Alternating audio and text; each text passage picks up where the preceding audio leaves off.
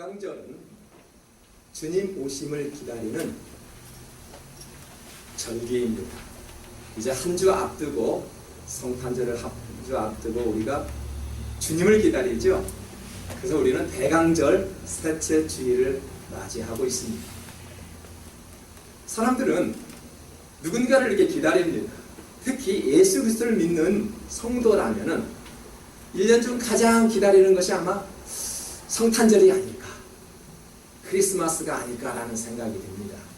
또한 성탄절은 믿지 않는 사람들도 기다립니다. 맞죠? 믿지 않는 사람들이 오히려 더 좋아하는 절기가 크리스마스입니다. 사람들은 이렇게 누군가를 기다리며 살아갑니다. 인생은 그래서 기다림의 연속이라고 이야기하죠. 아내는 누구를 기다립니까? 출근했던 남편을 하루 종일 기다리고 있지요. 부모님들은 누구를 기다립니까? 밖에 나갔던 어린 자녀들이 무사히 집에 돌아오기를 기다립니다. 직장인들은 무엇을 기다립니까? 봉급날을 기다리기도 하죠. 맞습니다. 저도 직장 생활도 해봤고요. 그런데 그날이 그렇게도 기다려집니다. 농부는 무엇을 기다릴까요? 지난주처럼 비가 내리는 것을 손꼽아 기다립니다. 목사는 무엇을 기다릴까요? 성도님들이 예배 자리에 오기를 기다리고 기도합니다. 이처럼 인생은 누구나 무언가를 기다리고 있다는 것입니다. 성경에서도 기다림에 대한 말씀을 많이 합니다. 노아를 보십시오. 노아는 방주를 짓기 위해서 120년을 기다려왔습니다. 하나님의 약속이 임한 그 시간을 노아는 평생을 손꼽아 기다렸습니다. 아브라함은 75세에 부름을 받았지요. 그러나 25년이 지난 후에 100세 때 비로소 큰 복을 주시리라는 그 약속의 이삭을 얻었습니다. 모세는 하나님의 약속을 믿고 애굽을 떠났지만 광야에서 쓸쓸하게 40년을 지내왔습니다. 하나님의 약속을 40년 동안 기다려왔다는 사실입니다. 다윗을 보십시오. 이스라엘 왕으로 기름 부음을 받았습니다. 기름 부음을 받고도 15년이 지나서야 비로소 왕의 자리에 앉아 있을 수 있었습니다. 성경은 지금 무엇을 이야기를 하죠? 하나님의 때가 되면은 반드시 하나님의 약속을 이루어 주신다는 것입니다. 우리가 그럼에도 불구하고 문제는 기다린다는 것은 너무나도 초조하고 불안합니다. 답답하고 지루하게 느껴질 수 있습니다. 그러나 하나님은 우리를 이처럼 기다리게 하시는 이유가 있지요. 왜 우리에게 인내하시고 왜 기다리게 하십니까? 하나님의 그 약속하신 것을 반드시 지키기 위해서 우리들을 기다리게 하십니다. 8절에 보십시오. 사랑하는 자들아, 주께는 하루가 천년 같고 천년이 하루 같다는 이 한 가지를 잊지 말라. 여러분, 이 말씀은 단지 세월이 빠르다 그런 이야기일까요? 그런 이야기가 아닙니다. 하나님께서는 세월이 빠르다는 이런 표현이 아니라 주님의 시간은 얽매여 있지 않는다는 이야기죠. 하나님께서는 시간에 얽매여 있지 않으신다는 이야기입니다. 우리 인간은 시간에 굉장히 얽매여 있죠. 그러나 하나님은 시간에 결코 얽매이지 않으십니다. 선진국에 살고 있는 인간의 평균 수명이 몇 세인 줄 아십니까? 한 80세 정도의 인간 수명을 가지고 있습니다. 우리는 100세만 살아도 굉장히 오래 산다고 이야기를 하죠. 저에게도 할아버지가 계셨어요. 할아버지는 96세에 돌아가셨어요. 어떤 일이 벌어진 줄 아세요? 할아버지의 자녀들, 저희 아버지 형제들이 난리가 났어요. 왜 난리 난 줄 아세요? 오래 살았다고. 오래 살았다고 그 상가집이 난리가 난 거예요. 즐거워서. 아무 병 없이, 아무 고통 없이 예수 잘 믿고 돌아가셨다라고 경사가 나는 거죠. 우리는요, 100세만 살아도 너무너무 오래 살았다고 그렇게 좋아들 합니다. 그런데 보십시오. 우리는요, 이렇게 오래 살았다, 인생은 너무 짧다라고 이야기를 하지만 100년을 살아도 기분이 좋은 마음이 우리 인간의 마음입니다. 그런데 하나님은 그 시간이 길지 않다라고 말씀합니다. 하루살이가 뭔지 아십니까? 하루살이는 조그마한 벌레를 이야기를 하죠. 그 벌레는 정말 하루밖에 살지 못합니다. 그 벌레에게 한번 질문해 보십시오. 굉장히 하루를 살고 다 인생을 멋있게 살았다라고 이야기합니다. 우리가 볼 때 그 하루살이의 인생은 굉장히 짧은 시간에 불과합니다. 저와 여러분의 하루는 얼마나 깁니까? 길지가 않아요. 그저 하루밖에 안 되는 그 짧은 시간입니다. 하나님이 우리를 보시기에도 우리의 인생 80년, 100년이 길지 않다라고 이야기를 합니다. 우리가 과학이 발달되었다고 하나님의 이러한 창조와 질서의 세계를 연구할 수 있을까요? 하나님의 그 초월하신 그 시간적 개념을 우리가 어떻게 연구를 할 수 있을까요? 많은 과학자들은 이 우주를 연구한다고 합니다. 하지만 연구를 해도 잘못된 연구, 몇십 년이 지나서야 그 연구가 잘못됐다라고 이야기를 하죠. 그것이 과학자들이 하는 이야기. 하나님에 대해서는 절대로 연구할 수 없는 것이지요. 어떻게 해요? 인간의 지식으로는 하나님의 섭리를 연구할 수도 없고요, 알 수도 없습니다. 우리가 어떻게 하나님을 믿어요? 그냥 그 말씀을 그저 믿는 것입니다. 그저 받아들이는 거지. 하나님이 우주를 창조하셨다고요? 어떻게 그걸 믿을 수가 있을까요? 과학적인 근거가 될 수가 없는데 우리는 그저 믿음으로 은혜를 받게 되어 있지요. 그게 바로 건강한 신앙입니다. 우리가 말씀 안에 살다 보면은요, 하나님의 약속이 보이기 시작하죠. 하나님의 하신 말씀은 반드시 이루어진다는 사실도 깨닫게 됩니다. 이런 사람만이 약속의 땅을 밟을 수가 있는 것입니다. 때로는 기도하는 사람도 응답이 더디 올 수가 있죠. 선한 일을 감당하는 사람에게도 재앙이 다가올 수 있습니다. 기도를 그렇게 열심히 하는 사람에게도 가정에 어려움이 있을 수가 있고요. 많은 성도들이 기도하는 교회임에도 불구하고 어려워질 수가 있다는 것입니다. 그러나 하나님의 약속은 결코 변함이 없다라는 사실입니다. 하나님의 약속이 누구에게 적용될 수 있을까요? 하나님의 약속을 기다리는 자에게만 적용될 수 있는 것입니다. 하나님은 이미 인간에게 언약 관계를 맺고 저희들을 기다리게 만드셨습니다. 하나님의 약속을 기다리는 자에게만 누릴 수 있는 축복이지. 사도행전 1장 4절에서는 이렇게 말씀합니다. 예루살렘을 떠나지 말고 내게서 들은 바 아버지께서 약속하신 것을 기다리라 라고 말씀합니다. 하나님의 약속을 기다리래요. 우리는 성격이 굉장히 급하죠. 맞습니다. 기독교는요, 하나님과 인간이 맺은 계약의 바탕으로 시작된 종교입니다. 그러나 그 계약의 내용은 하나님의 일방적으로 된 것이죠. 우리는 약속을 어떻게 합니까? 사람과 사람과의 관계가 서로 그래? 서로가 동의를 할 때 약속이 이루어진 것이죠. 이 성경은 그렇지 않아요. 이 성경은 하나님이 인간을 지으시고 내가 이렇게 할 테니까 너는 이렇게 해야 돼? 그렇게 할래? 해서 약속한 말씀이 아니라면 하나님의 일방적인 말씀을 한 것이죠. 이걸 뭐라고 해요? 언약 관계라고 이야기합니다. 이미 우리는 하나님께서 우리에게 복을 주시려고 하나님께서 일방적으로 하나님께서 명령하신 것입니다. 그래서 이것을 언약 관계라고 이야기합니다. 하나님은 아브라함에게 후손을 약속하셨죠.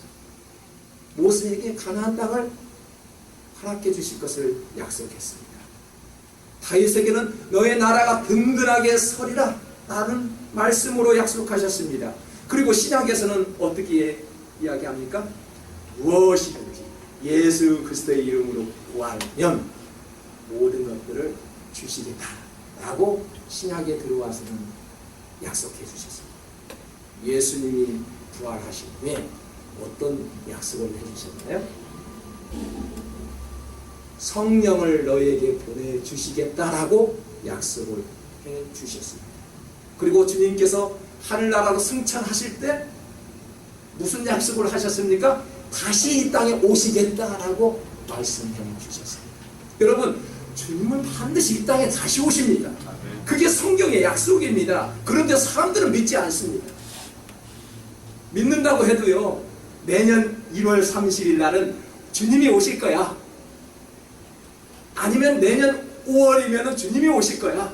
지금 한국에는 난리가 났잖아요. 왜 난리 난지 아세요? 오늘 전도사님이 한국에는 12월 달에 전쟁이 일어난다라고 이야기를 했어요. 예언을 했어요. 그래서요, 어떤 사람들은요, 이미 캄보디아에 수십 명이 대피를 해갔습니다. 그런 불상사가 일어나고 있어요. 우리는 모릅니다. 하나님의 뜻이기 때문에 우리는 모릅니다. 그런데 인간은 자꾸 날짜를 정해놓지요. 내년 1월 30일 날 주님이 오신다. 그러니까 자기 자녀들 학교에 보내지도 않습니다. 일도 하지 않습니다. 직장도 그만둡니다. 쌀을 가지고 산에 올라가서 기도만 합니다. 그런 광신자들이 있지 않아요? 그런 주변의 사람들 보지 않았습니까? 그것도 문제죠. 믿지 않는 것도 문제지만은 날짜를 정해놓고 주님은 내년에 오실 것이라고 그렇게 확신을 가지고 모든 삶을 내려놓는 그런 종교적인 방식은 아니라는 것입니다. 극히 잘못됐다는 것입니다. 사랑하는 성도 여러분, 우리는 신앙생활을 그렇게 해서는 안 됩니다. 우리가 인간의 계산 방법으로 하나님을 계산할 수 없는 것입니다. 하나님의 시간을 측량할 수 없는 문제죠. 그래서 예수님이 오심을 기다리는 축복을 허락해 주셨습니다. 우리는 막무가내 기다리는 것입니다. 사랑하는 애인을 한번 기다려 보셨나요? 저도 데이트를 할 때, 지금 만난 사랑하는 아내를 만날 때 심지어는 2시간까지도 기다려 보았습니다. 인내를 주셨어요. 그래야만이 배우자를 얻을 수 있죠. 결혼 안 하신 분들 기다려야 합니다.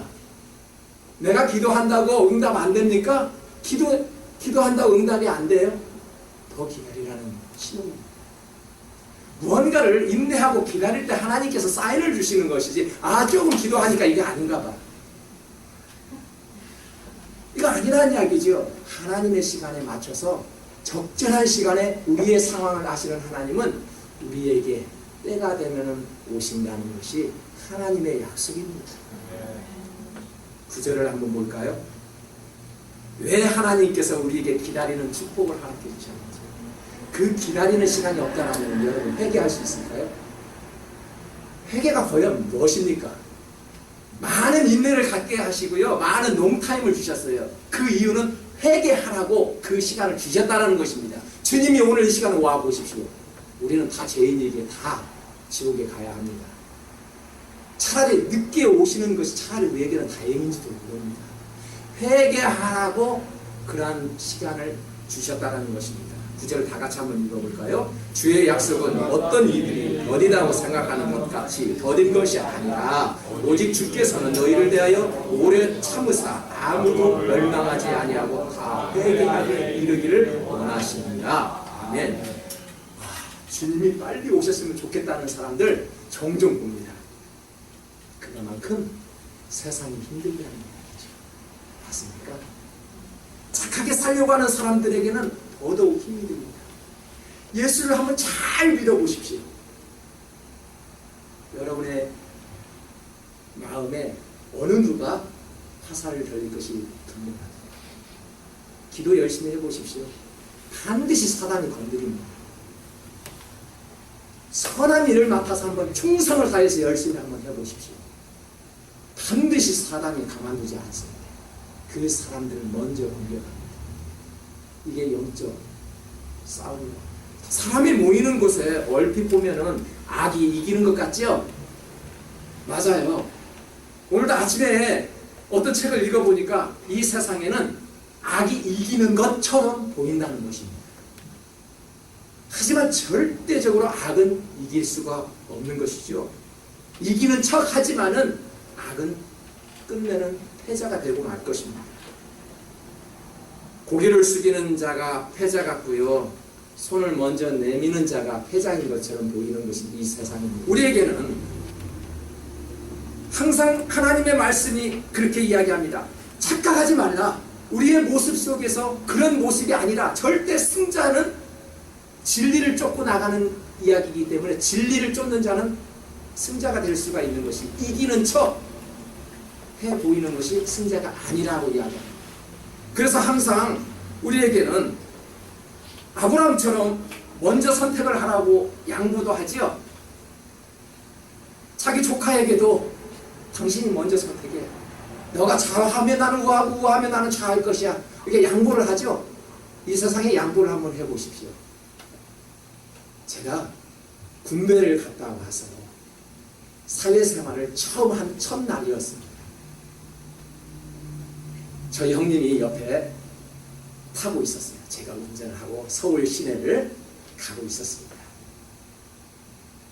제가 얼마나 마음이 착한지 아십니까? 다 가는 차들을 다 양보해주고 갑니다. 그래, 너 가라. 응? 너 가.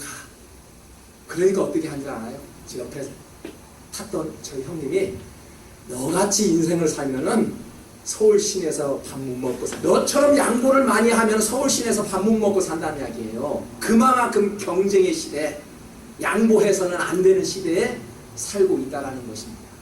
양보해주는 사람이 바보라는 이야기죠. 그렇죠? 그래서 우리는 노란불법에 윙하고 가는 것이 우리 한국 사람이잖아요. 싸움을 해야 되는데.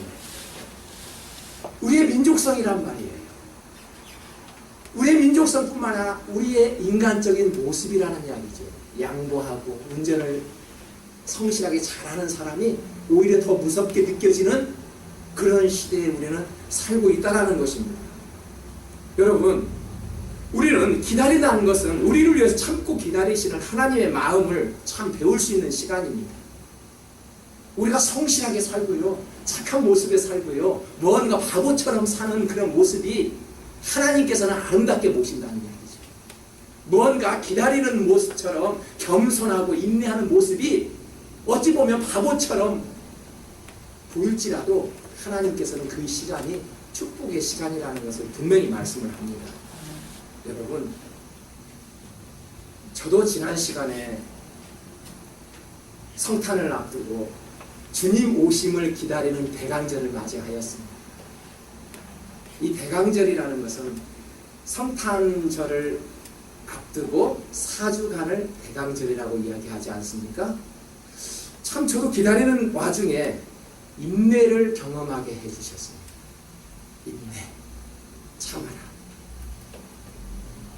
그래, 내가 그리스도와 함께 십자가에 못 박혀 죽었나니 이제는 내가 산 것이 아니라 오직 그리스도께서 내 안에 사신 것이라. 참 이 말씀이 저에게 이 마음에 와 닿는데요. 그래, 맞아, 내가 죽었지. 죽었는데 내가 인내할 수 없다면 말이 안 되잖아요. 여러분, 회개라는 게 뭐예요? 지금 회개하는 시간이래요.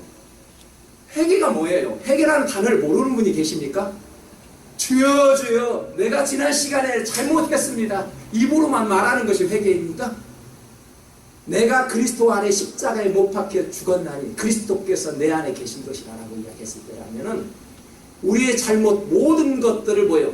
십자가에 큰 대못으로 박아 죽이는 것이 바로 비로소 회개라는 것입니다. 우리는 회개는 말로만 많이 회개를 합니다. 하지만 십자가의 대못으로 박지 않은 회개는 회개가 아니라는 것입니다. 우리가 나의 생각을 십자가에 못을 박아버리고요, 나의 고집을, 나의 생각을, 나의 모든 삐뚤어진 마음을 십자가에 큰 대못으로 박아버릴 때 그것이 회개라는 것입니다. 여러분, 그럴 때 변화가 일어나는 것이죠. 우리가 은혜를 받으려고 하면서 죽지 않는다라면 잘못된 것이죠. 우리가 죽지 않고 어떻게 교회가 살아갑니까? 교회가 부흥됩니까? 어떻게 죽지 않고 목사가 리더할 수가 있겠습니까? 어떻게 죽지 않고 은혜를 받을 수 있겠습니까? 죽을 때 은혜가 쏟아 넘쳐난다는 것이죠. 이것이 하나님의 말씀. 그래서 베드로가 우리에게 권면하고자 하는 것은 주의 날이 도둑같이 오리니 거룩한 행실과 경건함으로 그날을 사모하는 사람이 되도록 준비하라. 경건한 마음과 거룩한 행실로 준비하라. 주님을 오실 때 어떻게 준비하고 계십니까? 지금 베드로는 거룩한 행실로 준비를 하래요. 한번 11절을 볼까요? 다 같이 읽습니다. 이 모든 것이 이렇게 부러지니 너희가 어떠한 사람이 되어야 마땅하랴? 거룩한 행실과 경건함으로 준비하라. 우리가 준비된 사람을 한번 보십시다. 준비된 사람들을 보면은 우리가 기다리는 시간이 축복임을 알고 인내합니다. 맞죠? 지루함이 아닙니다. 즐겁게 기다립니다. 우리는 성탄을 앞두고 주님을 기다리는 마음을 즐거운 마음으로 기다리고 있지요. 그런데 우리가 거룩한 행실과 경건함으로 준비하는 이유가 다른 것이 아닙니다. 왜 우리가 경건함과 착한 행실로 준비하는가? 본문 12절을 보니까 이렇게 말씀합니다. 하나님의 날이 임하기를 바라보고 간절히 사모하라. 그날에 하늘이 불에 타서 풀어지고 물질이 뜨거운 불에 녹아지려니와 하나님의 날이란 새 하늘과 새 땅을 의미합니다. 우리가 머물고 있는 이 땅은 애국의 모습입니다. 불평과 불만이 가득한 곳이죠. 조금만 우리가 한눈 팔고 있으면요, 사랑 짐승이 우리를 잡아먹힐 수 있는 그런 험악한 그런 세상 속에 살고 있습니다. 우리가 열심히 땅을 파지 않으면 먹을 것을 구할 수 없는 척박한 땅입니다. 애굽의 모습입니다. 그래서 우리는 이 땅의 소망이 아니라 하늘의 소망을 두며 살아가는 것이지요. 그렇다면 왜 우리가 이 땅에서도 열심히 공부를 해야 되고, 왜 열심히 일을 해야 되고, 왜 예수를 믿어야 하는지를 알 수 있습니다. 14절을 볼까요? 그러므로 사랑하는 자들아, 너희가 이것을 바라고 나니 주 앞에서 점도 없고 흠도 없이 평강 가운데서 나타나기를 힘쓰라. 여러분, 지금 우리는요, 예수님이 오시는 것을 기다리며 살아가는 것입니다. 기다리는 이 시간에 주 앞에서도 점도 없고 흠도 없이 준비하라고 말씀합니다. 그런데 준비하라는 것은 지금 경건하라는 이야기 하죠. 경건이라는 참뜻이 무엇인지 혹시 아십니까? 우리는 이렇게 배웠습니다. 경건이라는 것은 뭔가 조심해야 합니다. 유교적인 사고방식이 가득한 것이 경건의 모습입니다. 무엇을 하면 안 돼, 율법적인 규범이 경건으로 이해되면서 교회 안에서도 자꾸만 무언가를 하지 말라라고 가르칩니다. 여러분, 그거 한번 생각해 보십시오.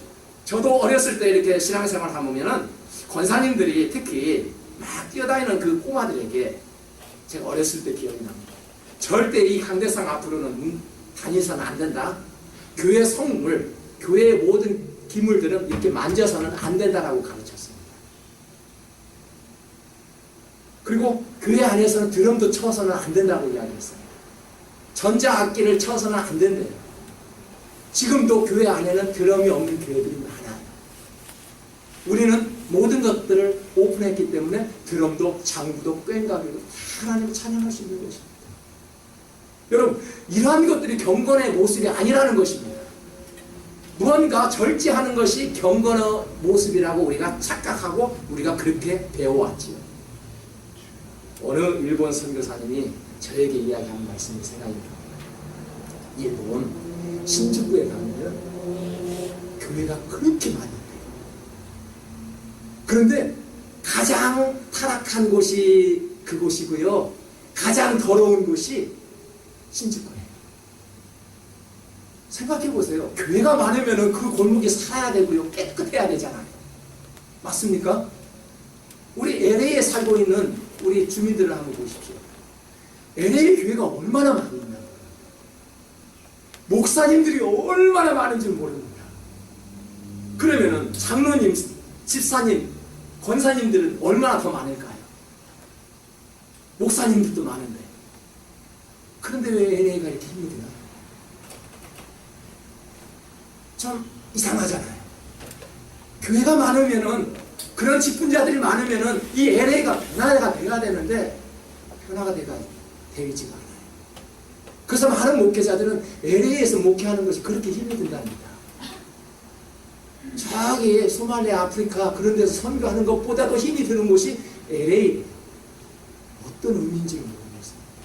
그만큼 이 LA 교회가 많이 있고 직분자들이 많이 있지만은 힘이 든 이유는 경건의 모양은 있으나 어떻게 해요? 경건의 모습은 있으나 알맹이를 갖추어져 있지 않다라는 것입니다. 바로 그게 정답입니다. 우리가 경건의 모습만 가지고 있어서는 아니 됩니다. 경건의 모양만 가지고 있어서는 아니 된다는 것입니다. 우리가 경건의 능력을 가지고 있어야 합니다. 경건의 행동의 모습을 가지고 신앙생활을 할 수 있어야 한다는 것입니다. 경건의 모습은요, 하나님 앞과 사람들 앞에서 정직하게 서 있는 것입니다. 믿는 사람에게 하나님을 기다리는 마음이 없는 것처럼 불행은 없는 것입니다. 주님, 이 시간 어서 오시옵소서. 나의 찬송과 찬양을 받으시옵소서. 성탄을 준비하는 저와 여러분의 마음속에 주님 주시는 평안이 한 주간에도 가득 넘쳐 여러분의 가정과 섬기는 직장과 교회 위에 하나님의 은혜가 충만할 수 있기를 주님의